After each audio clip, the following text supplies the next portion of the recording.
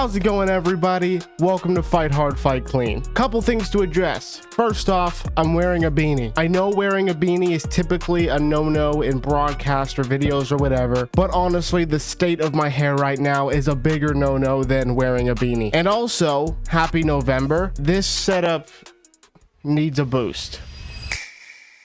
Honestly, I'll take it. Today we are talking about Jake Paul versus Tank Davis.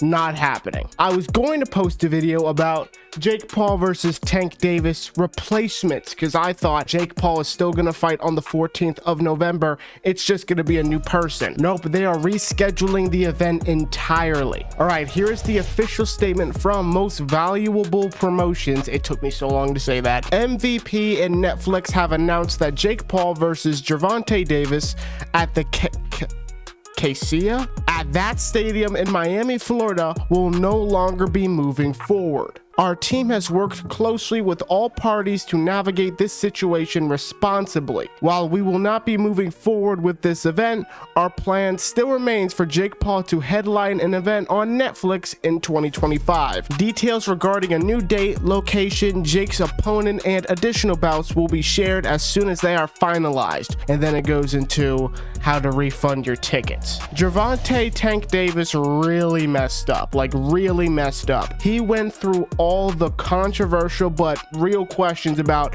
why are you doing this fight instead of Lamont Roach Jr., Shakur Stevenson? Why are you doing a Jake Paul fight at this time in your career? Obviously, it was for a cash grab. Now he can't even get the cash from it. This has become a huge loss for Tank Davis. I think his record should be 31-1 now. But that begs the question, who should Jake fight now? There have been countless names on my timeline about a new opponent for Jake Paul. I've seen them all, from Francis Ngannou, Nate Diaz, Terrence Crawford, Ryan Garcia, Edgar Berlanga. So many people want to step in as the replacement fighter for Jake Paul. It seemed like we were going to get very close to Jake Paul versus Francis Ngannou, but that kind of fell apart because Francis decided that he didn't really need to do it, or he thought it was a mockery. And after I admittedly talked bad about Chael Sonnen, saying that Tom Aspinall should go forward with one eye, check that video out if you haven't already, he made a very good point here. If you turn down fights you don't think are hard, it doesn't make you a noble man. It makes you unemployed. You're a prize fighter. There's a prize and you're insulted. You turn down the challenge, you lose. This is 100% correct. And I've seen some random tweets like, oh, he doesn't want to end up like this, and it shows Anthony Joshua knocking out Francis Ngannou. I don't think Jake Paul would be able to knock out Francis Ngannou like that, but Chael makes a great point by saying, you're a prize fighter, right? You've been described like your punch power is the equivalent of a car going full speed and hitting someone. But when you're offered a prize fight for a significant amount of money, you don't want to do it? Then guess what? You snooze, you lose. He lost the fight. And here's Happy Punch again. Francis took it as an insult. How can they go from Gervonta Davis to Francis Ngannou? It makes no sense. I was so confused. Don't disrespect me like that. I'm not interested. If you take it as disrespect, that's cool. Turn it into anger to train and then knock him out. Then you've become the most treasured fighter in the world, because Jake Paul is one of the most hated boxers right now, arguably one of the most hated people in the world right now. But if he doesn't want to take the fight, then that's his decision. Whether it's a good reason or bad reason, that's his choice. But now Nate Diaz has put on his Instagram that he's accepted some kind of fight, and then he put "you're dead" with a bunch of pictures of Jake Paul versus Nate Diaz. Love Nate Diaz. I don't want to see that fight again. Nate Diaz did very well in that fight. He landed some good shots in the pocket, uppercutting from the clinch, like he was messing Jake Paul's skull up. But when you add the context of Jake may have wasted a lot of his gas tank in the first round from trying to knock him out in the first round, you could equate that to his performance, because I think that was right after the Tommy Fury loss. He was just trying to get back to a a blazing start. So he was like, oh, a first round knockout will surely put me in that position. He tried for it. Nate Diaz is a zombie that will not stop walking forward, and Jake got tired and was not able to defend himself as crisply or sharply as he would have wanted. If Nate Diaz is talking truth here, then it looks like we're gonna get Nate Diaz versus Jake Paul 2.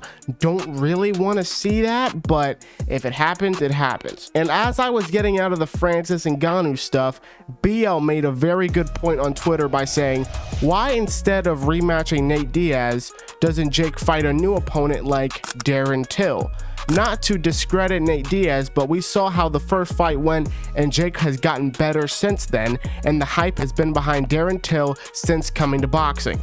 I want to see this happen. I would love nothing more than to see Darren Till take on Jake Paul. Darren Till has been a freight train, demolishing anybody and everybody in his path since stepping into a boxing ring. Luke Rockhold, out cold. Darren Stewart, good fight, but got demolished. Anthony Taylor, last minute replacement, still got treated horribly in the fight. Honestly, the best decision Tommy Fury has ever made in his life is probably pulling out of Darren Till versus Tommy Fury, but I digress. I don't think Jake Paul would want to take a Darren Till fight right now. I think he would want to take maybe one more fight and then go into a Darren Till fight, because that's a hard fight for Jake. That's a very even fight. If anything, I would rate Darren Till an inch below Tommy Fury in skill. Like, in terms of difficulty for Jake, if Tommy Fury's right here, Darren Till will be right here. I'm talking that close. But that's why, again, I feel like that's a fight that Jake Paul would really have to prepare for, like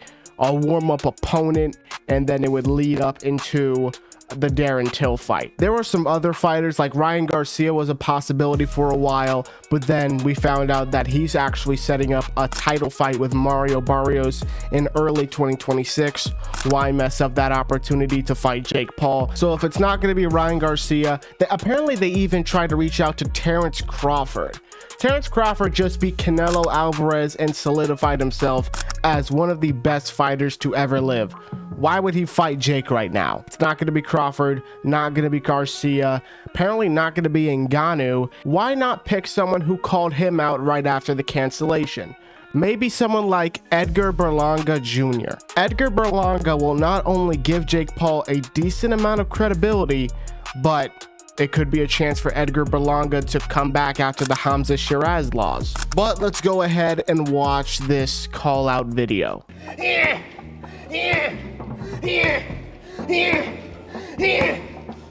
Hey Jake, pick up the phone, champ. I've been calling you. Pick up. Let's make the fight happen. Pick up the fucking phone, man.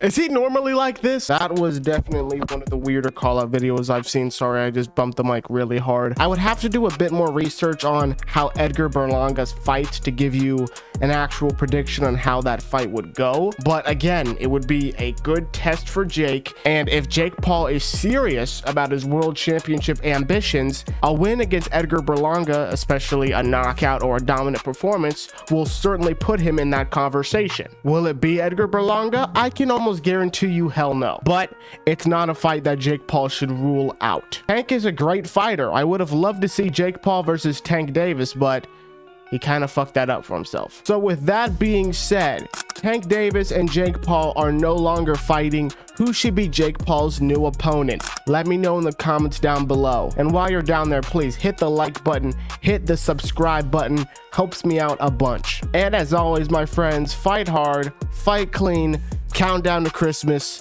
and we'll see you soon.